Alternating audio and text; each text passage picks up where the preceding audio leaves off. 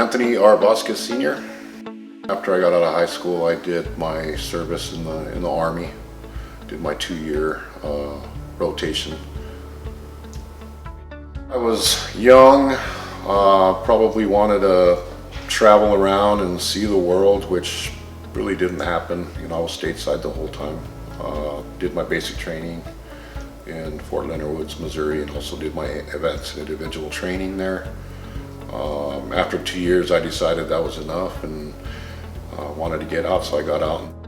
I was working at that time on the reservation for EMS, and was also on a fire department. And I had experience doing what I did. I love helping people, enjoy helping people, and I really felt the need. I also had a friend that was in the reserves that was a medic as well, and he kind of talked me into going in, you know, kind of make extra money. And when you're married and you have a family of 4, it's kind of pretty difficult sometimes. So joined the reserves, did my time, and then when the time came, I put in a special request chit and requested to be deployed. I volunteered for it.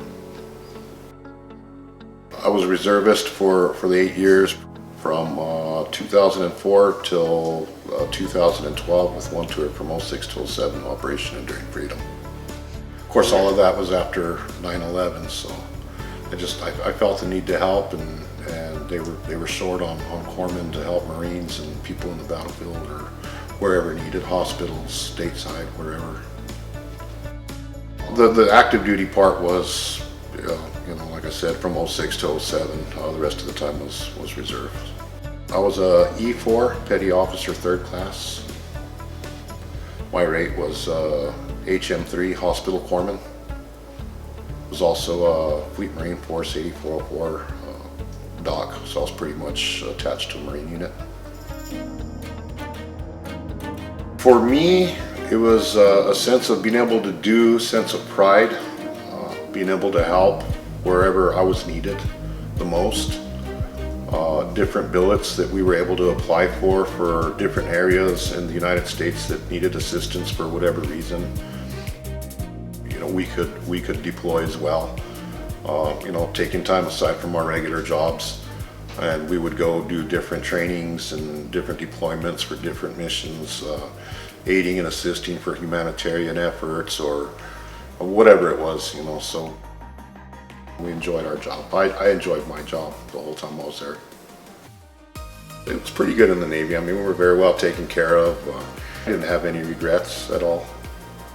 Even at the worst times, I mean, you just suck it up, you know, and leave it in God's hands.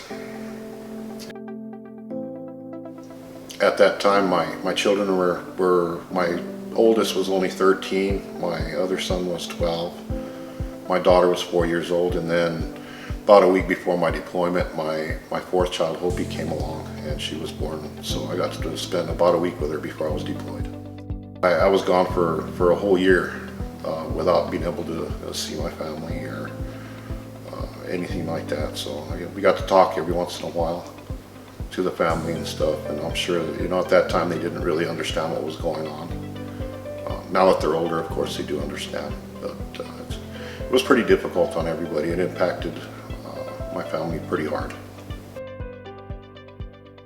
So I have quite a bit of friends that are ex-military that have been deployed that kind of share the same sentiment that I do, and you know, when you needed somebody to talk to, you know, you can always call them up, and vice versa. So even at that, you know, once you've been in, and like I said, we were in then, you know, the GWAT, which the war on terrorism, global war on terrorism, and we all have the same mentality, whether you're 65 or 55 or 75 years old. You know, we were hard chargers, and we understand each other.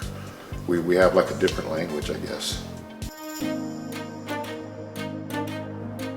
For younger kids, if they're interested in going into the military, to maybe first, you know, try, you know, National Guard, Marine Reserves, Air National Guard Reserves, Navy Reserves, you know, try to be a reservist or a National Guardsman or something like that on a state level first, so that you get your boot camp out of the way, and you know, your advanced individual trainings or your C schools.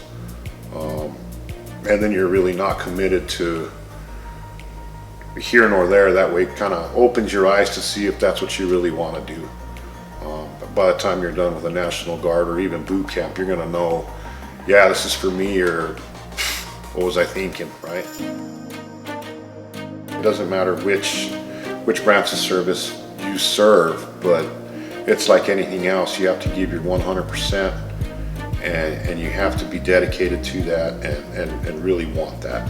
You know, I a lot of times, a lot of reason that I did what I did as I got older, my kids were getting older, I wanted to be a good example for my children, show them, you know, honor and respect, and to be a good person, be a good man, you know. Even now, I mean, I've been out already for, since 2012, so going on 10 years. I miss it every day. I mean, you know, now that I'm not working, you know, I feel like there's something I could do. and I really miss that, you know, and it is hard to kind of transition back. And well, once you go through something like that, I think life is different for you. You know, you don't deal with stupidity and lameness and laziness, and you know, you get it done right the first time. Veterans Day to me is a day to give thanks for all our brothers and sisters that you know, pretty much wrote a blank check for their country, for their families, for freedom. People really don't understand how sheltered and how good of a life they really have in the United States, and freedom is, you know, number one, and people, I think, a lot of times take that for granted.